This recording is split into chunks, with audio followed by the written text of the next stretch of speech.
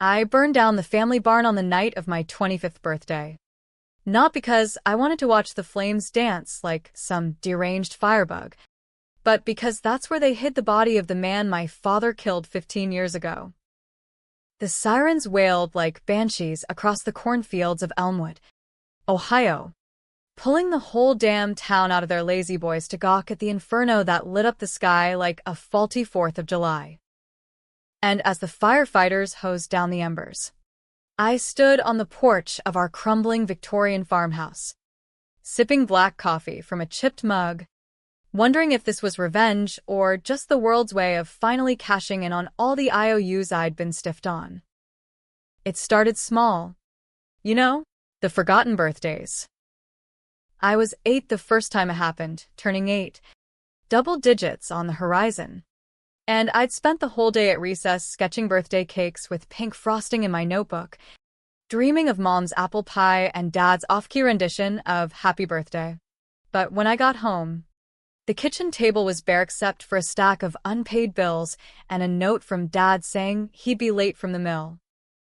Mom was in the living room, chain-smoking Winstons and staring at the TV like it held the secrets to the universe. No cake.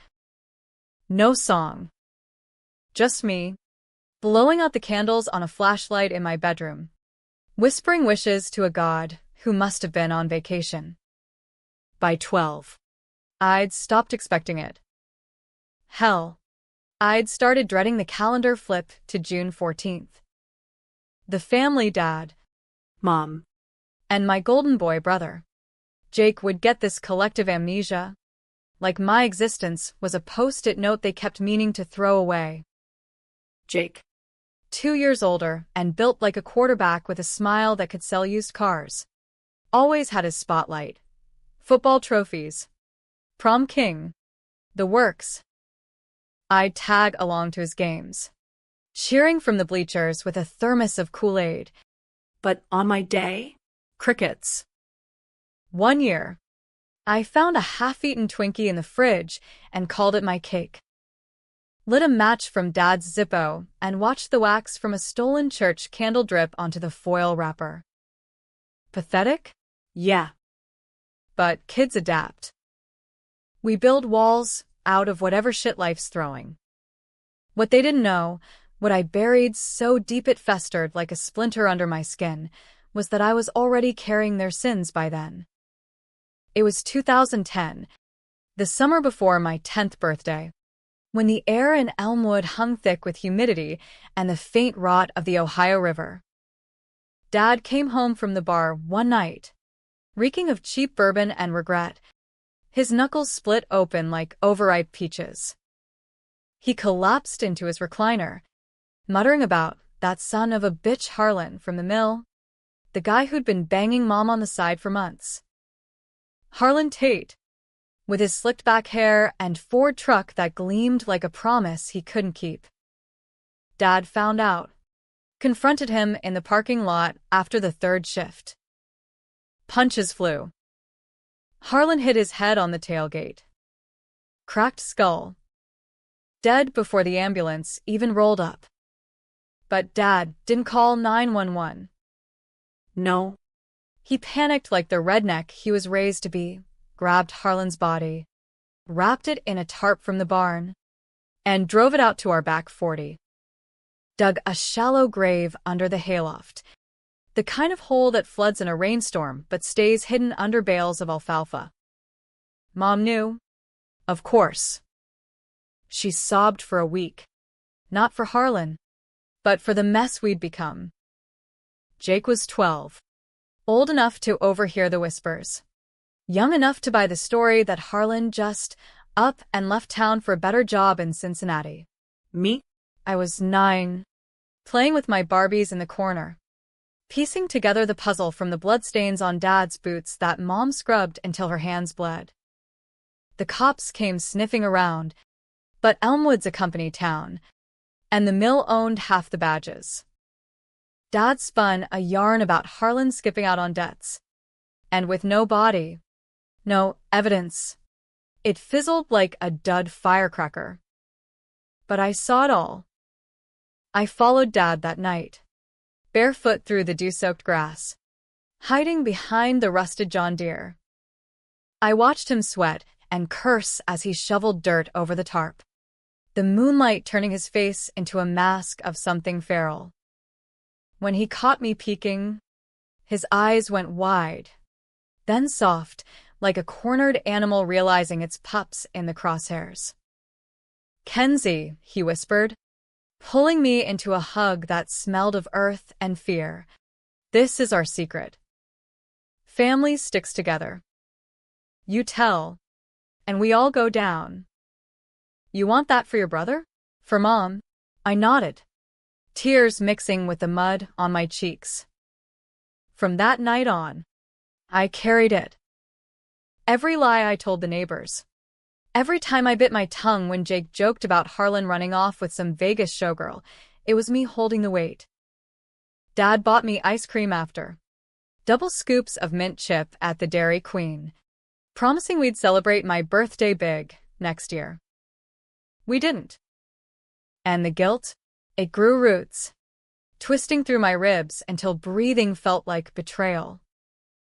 High school was a blur of invisibility. Elmwood High, where the pep rallies drowned out the whispers of meth labs in trailer parks and shotgun weddings in shotgun shacks. I was the quiet one in the back row of AP English, nose in dog-eared copies of The Great Gatsby, dreaming of green lights across the bay that weren't stained with blood. Jake was the star, varsity captain, homecoming hero, the kid who could charm a nun out of her habit. Girls flocked to him like moths to a porch bulb, and he'd bring them home, laughing as Mom set out her famous meatloaf. I'd hover in the kitchen, chopping onions until my eyes watered, pretending it was the fumes, not the ache of being the family ghost.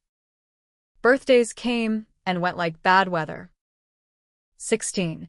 A rainy Tuesday where I walked home alone from school, the hallways echoing with echoes of parties I wasn't invited to. Dad was working doubles at the mill to make ends meet. Mom was popping Valium like Tic Tacs. And Jake? He threw a rager in the basement while I studied trig in my room.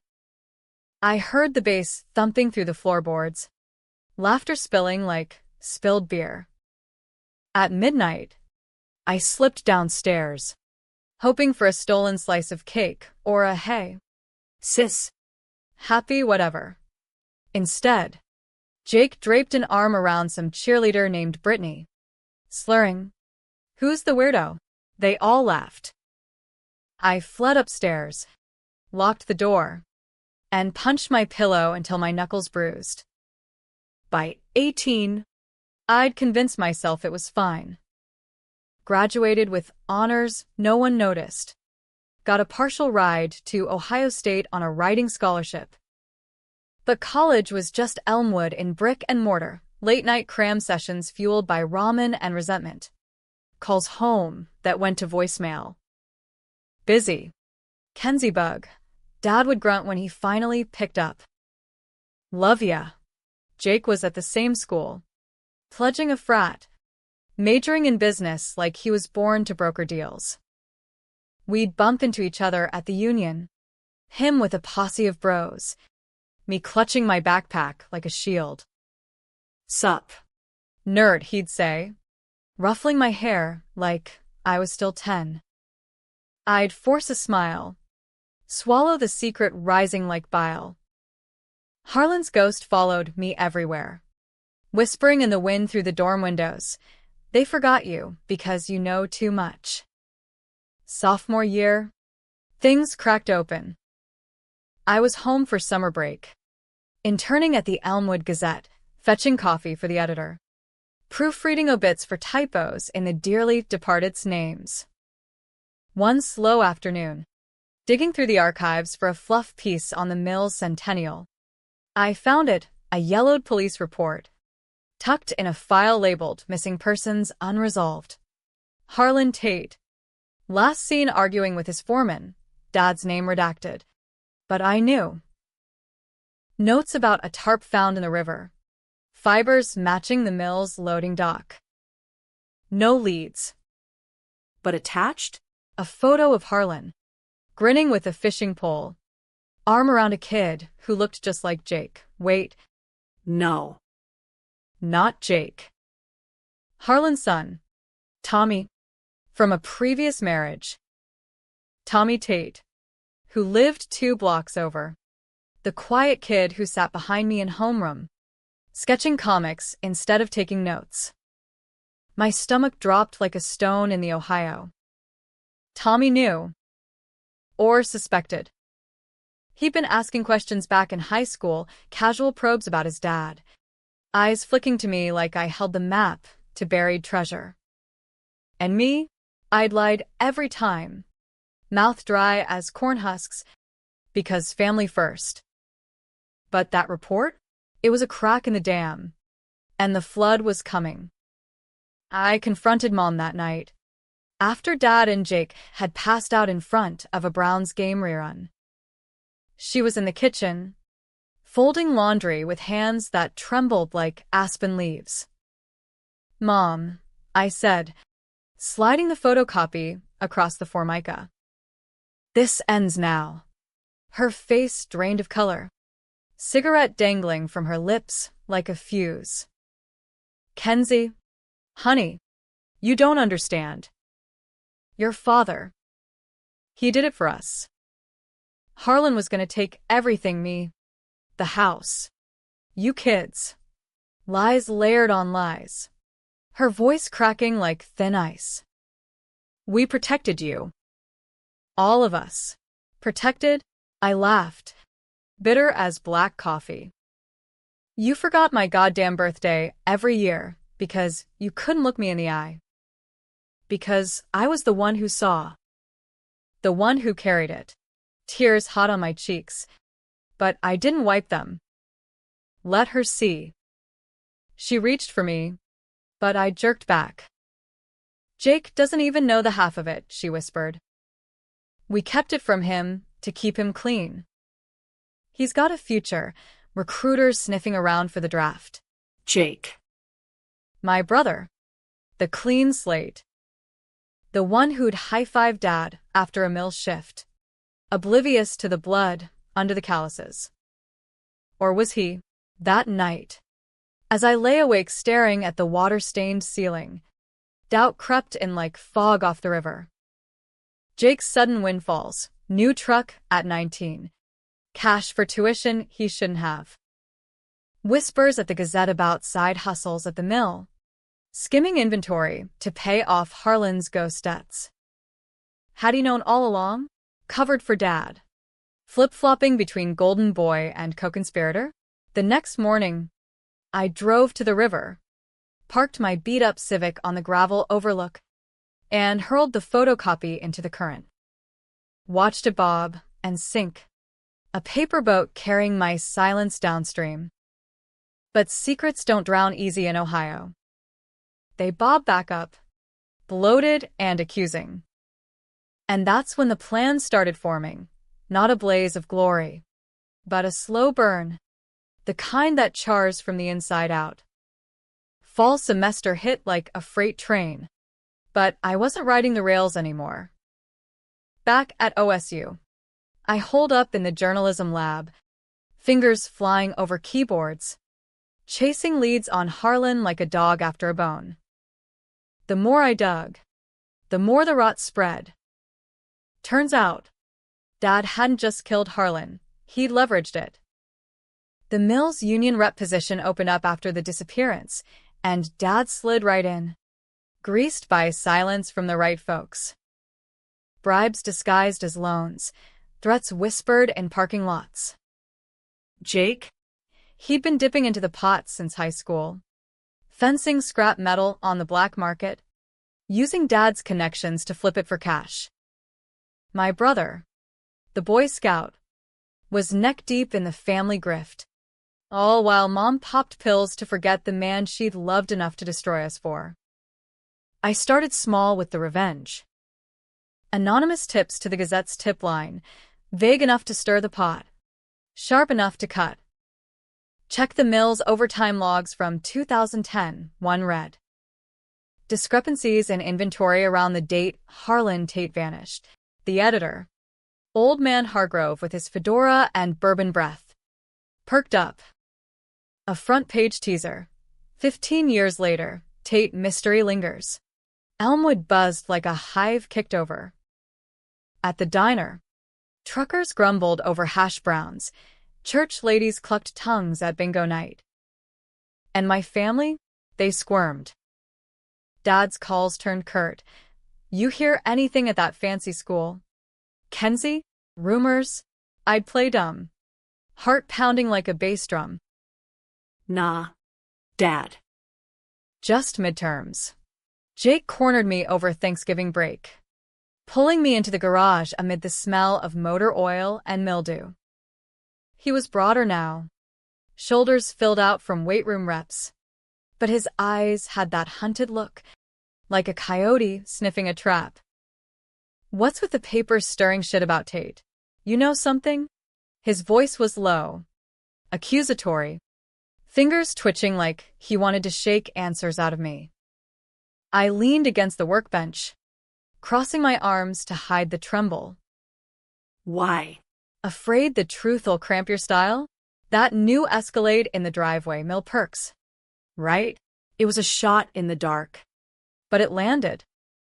His face twisted, golden boy mask slipping to reveal the schemer underneath, calculating. Cold. The kind of flip-flopper who'd sell his soul for a starting position on the team. Watch your mouth. Kenzie, he hissed. Stepping close enough, I could smell his Axe body spray mixed with fierce sweat. You think you're special 'cause you read books? Dad did what he had to. For all of us. Including your ass, scholarships don't grow on trees. Lie. The scholarship was mine, earned with straight A's and essays that bled my soul onto the page. But Jake? He'd forged Dad's signature on a loan app once, back when I was 16, to cover his gambling debts from poker nights at the VFW. I'd found the papers in his sock drawer, confessed to the bank to clear Dad's name. Took the hit, grounded for a month, labeled the irresponsible one. Another secret swallowed. I shoved past him, shoulder-checking like we were kids fighting over the last Pop-Tart. Forget it. Jake. Just like you forgot mine. The words hung there, toxic as exhaust fumes. He didn't follow. But that night, I heard him on the phone in his room. Voice muffled. Yeah, it's heating up. We need to move the... You know. Before it surfaces. Move what? The body? Or the ledgers proving the skim. Christmas came wrapped in tinsel and tension. Mom overcompensated with a store-bought cake, chocolate with Happy Birthday Kenzie, scrawled in shaky icing. Even though it was December. Better late than never. Hush, she said, eyes pleading. Dad grunted approval, carving the turkey with hands that still bore the mill's grime. Jake avoided my gaze, passing the mashed potatoes like they were live grenades. We ate in silence, the TV droning about Santa's workshop. But all I saw were ghosts at the table, Harlan's empty chair, Tommy Tate's unanswered questions. Post-holiday, I escalated. Hooked up with a hacker buddy from my lit class, Ravi, the Indian kid with a mohawk and a moral compass looser than his jeans. For the story, I told him, buying rounds of PBR at the Short North bars. He grinned, cracking his knuckles. Revenge porn for the soul? I'm in. By spring break. We had emails, Dad's union account, laced with code words for payoffs. Jake's Venmo trail, pinging to shady accounts in Dayton.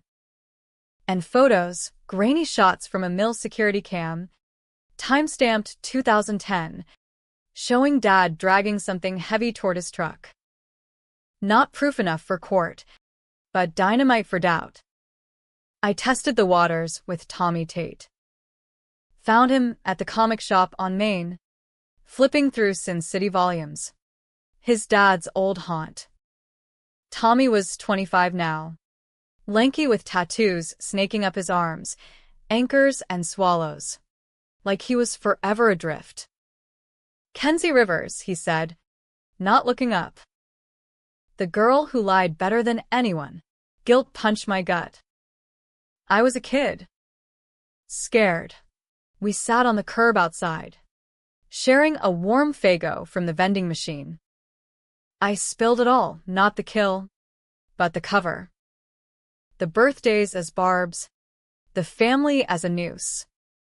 He listened, face unreadable, then pulled out his phone. Scrolled to a text thread, anonymous messages he'd gotten last month. Dig deeper. The barn. June 14th. My tips. Bouncing back like karma's boomerang. "You?" he asked, eyes narrowing. "Half," I admitted. "The other half's the truth clawing out." He nodded. Slow. Dad wasn't a saint. Beat Mom. Drank like a fish. But he deserved a grave with his name, not some cowshit fertilizer. We parted with a fist bump, but his words lingered. What if exposing them buries you too? Summer 2025 rolled in sticky and unforgiving. I dropped my internship, took a waitressing gig at the diner to stay close. Eavesdropped on truckers griping about mill layoffs, Dad's leadership bleeding jobs to cover the ghosts. Jake was back from a semester abroad read, dodging recruiters. Strutting around like Elmwood's prodigal son. But cracks showed. Arguments with Dad at dawn. Mom's pill bottles multiplying like rabbits. The plan crystallized over a midnight shift. Grease-slicked and bone-tired. I'd leak it all, not to the cops, who were in Dad's pocket, but to the town. A podcast, raw and unfiltered. Elmwood Unsolved, the Tate tapes. I'd narrate in whispers. First-person confessions laced with evidence. Drop it on the eve of the mill's annual picnic, when the whole town gathered under checkered tablecloths, chowing on hot dogs and coleslaw, pretending we weren't all complicit in the quiet cruelties. But Jake smelled it. One night, he cornered me in the alley behind the diner, rain slicking his hair like a bad noir flick. "You're fucking this up." Kenzie. "For what? Some liberal justice boner?" "Dad's retiring soon. Pension. Security. You blow this. We all eat shit." His breath was hot, words venomous, but underneath, pleading. The flip-flopper. Bargaining now. Offering scraps. "I'll make it up. Your birthday, every year." Cake. Presents. The works. Just. "Drop it." I laughed. Rain mixing with tears. "Too late, brother. You built this cage." I'm just handing out the keys. He grabbed my arm, grip bruising. "You think you're the hero? Tommy's using you. Wants the mill sued. Compensation for his sob story. And Mom? She'd off herself before facing cuffs." His eyes, so like Dad's, flickered with something raw. Regret? Or calculation? I wrenched free, heart hammering. "Then maybe it's time we all face the music." Drove home through the downpour, wipers slapping like accusations. In my room, I hit record on the laptop, voice steady as I spilled the first tape. The night in the barn, the weight of the shovel, the birthdays as footnotes in a ledger of lies. The uploads went live at dawn on June 13th, 2025, one day shy of my 25th. By noon, Elmwood was ablaze. Not with fire, but whispers. Text from Ravi. "It's viral, 10K downloads already." Calls from the Gazette. Kenzie. Off the record. Is this you? Mom left voicemails. Sobbing. Why? Baby? We love you. Dad? Silence. The heaviest stone. Jake texted at dusk. Meet me at the barn. We talk this out. Family. Trap or truce. Didn't matter. I grabbed Dad's old Zippo from the mantel, souvenir from the night it started, and headed into the dark. The air thick with the promise of storm. The barn loomed like a black sentinel against the bruised sky, its weathered boards groaning under the weight of secrets older than me. Crickets chorused a dirge as I pushed through the side door. The Zippo's flame flickering to life in my palm, a tiny sun in the abyss. Hay bales towered like ancient monoliths, dust motes swirling in the light. And there, in the corner where the loft creaked, stood Jake. Not alone. Dad flanked him, shotgun loose in his grip, face carved from granite. Mom hovered behind, a shadow in her housecoat, eyes hollow as the grave we'd dug. Kenzie, Dad rumbled, voice like gravel under tires. Come to finish the job? I didn't flinch. The podcast had hit 50K by then, shares rippling through group chats from Toledo to Columbus. Hashtags like Elmwood Tate trending on the Bird app. Truckers at the pumps, teachers in faculty lounges, even Pastor Ellis at the pulpit, all dissecting my words like Sunday pot roast. Family first, I'd said in the tapes, twisting the knife. But what if family's the crime? Jake stepped forward, hands up like a white flag. We can fix this. Delete the files. Ravi's got the backdoor code. Blame Tommy. Say he's grifting for clout. Flip-flopping again. My brother the chameleon. Shedding skins for survival. But his eyes betrayed him, glistening, not with tears, but the sharp glint of a cornered animal plotting its bite. Mom whimpered. Please. Kenzie. It's your birthday tomorrow. Let's just pretend. Pretend. The word ignited something primal. I flicked the Zippo shut, darkness swallowing us whole. Pretend? Like you pretended Harlan never existed? Like I never did. My voice echoed off the rafters, raw and ragged. I took the fall for you, all of you. The lies to Tommy, the forged loans, the nights I stared at the ceiling while you slept sound. And for what? Crumbs from the table. Dad raised the shotgun, not at me, but the floor, a warning crack splintering the silence. Enough. You think you're clean? That scholarship? I pulled strings, bribed the dean with union dues. Your truth is built on our blood money. His words landed like buckshot, shredding my armor. Was it true? The acceptance letter. Suspiciously swift. God. Had I been complicit all along? The air thickened, tension coiling like a spring. Outside, thunder grumbled, rain pattering the tin roof like impatient fingers. Jake lunged then, not for me, but the ladder to the loft. The evidence, burn it. He scrambled up, tossing down an old lockbox that clanged open at my feet, ledgers yellowed with age. Scribbled notes in Dad's chicken scratch. A tarnished wedding ring that wasn't Mom's. Harlan's. Proof. Tangible as the dirt under our nails. I snatched a ledger, pages fluttering like trapped birds.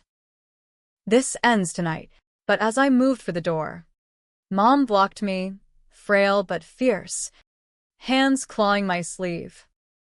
He was beating me. Kenzie. Your father saved me. Her confession spilled. A torrent. Harlan's fists. The bruises hidden under long sleeves. The affair born of desperation. Dad hadn't just killed a rival, He'd ended a monster. Gray area. Smeared in red. Doubt wormed in. Divisive as a jury hung. Was I the villain now? Unearthing bones for a vendetta masked as justice? The town was splitting, Justice for Tate camps clashing with Protect Elmwood loyalists online. Fistfights brewing at the bar over Bud Lights. Ravi texted mid-standoff. Cops en route. Someone leaked your location. Tommy's with them. Betrayal's echo chamber. Jake dropped from the loft. Face ashen. Tommy? That little shit played us both. No me. I trusted him with pieces. Enough for him to tip the scales. Sue the mill into oblivion for a payout. His dad's ring in the box? Leverage for a wrongful death suit. I'd handed him the noose. Sirens wailed distant. Closing in. Dad lowered the gun. Shoulders slumping like a punctured tire. Run. Kenzie. Get out before they pin it on you. His offer hung. Paternal, at last. But tainted. Mom nodded. Tears carving rivers down her cheeks. Jake? He just stared. The golden boy stripped bare. Whispering, "Happy early birthday." Sis. You win. Did I? As blue lights flashed through the cracks in the boards. I made my choice, the controversial one. The kind that'd have the town picking sides till Judgment Day. I struck the Zippo. Flame kissing the ledger's edge. Paper whooshed to life. Flames leaping greedy to the hay. The box. The shadows where Harlan lay. Not winning, I said, backing toward the door as smoke billowed thick. Just evening the score. They didn't follow. Dad bellowed for me to stop. Mom wailed like a keening wind. Jake cursed, flipping from plea to rage in a heartbeat. But I was out. Rain lashing my face as I sprinted to the Civic. Tires spinning mud as I peeled away. The barn erupted behind me. A pyre for our sins. Sirens converging like vultures on roadkill. Cops hauled them out in cuffs. Arson charges pending. Old files dusted off for murder one. Tommy got his headline. But the suit? Moot with no body. Just ashes and alibis. The podcast? It exploded. Millions of downloads. Netflix sniffing for rights. Therapists' couches sagging under Elmwood's collective guilt. I drove west. Thumb out at truck stops. Landing gigs in dive bars from Indiana to Iowa. Spinning tales that weren't quite lies. Was it revenge or reckoning? The town still debates it over coffee at the diner. Splitting like amoebas. She burned her bridges for justice. Versus blood's thicker. Girl's a monster. Me? I celebrate June 14th now, with a single candle in a gas station donut. Toasting the girl who finally remembered herself. Happy birthday, Kenzie. May your secrets burn bright. But here's the twist that keeps the forums flaming. 6 months later, a letter arrived. Postmarked Elmwood. Jake's handwriting. Smudged but steady. Out on bail. Dad's plea deal. Manslaughter. 5 years. Mom's in rehab. Tommy dropped the suit, said the ring was enough closure. And Kenzie? That fire saved us. Exposed the skim. Unions cleaning house. Jobs back. Mills thriving. We were the cancer. You were the cut. No apology. Just facts. Then. Scrawled at the bottom PS. Next birthday. Save me a slice. Family sticks. Right? I burned the letter. But not before tracing his words. Hero? Traitor? Or just the spark that lit the powder keg? You tell me. In America, where the heartland hides horrors under cornstalks, no one's hands are clean. We all carry the weight until we don't. And when we don't, the town's left with a story that scars deeper than any flame.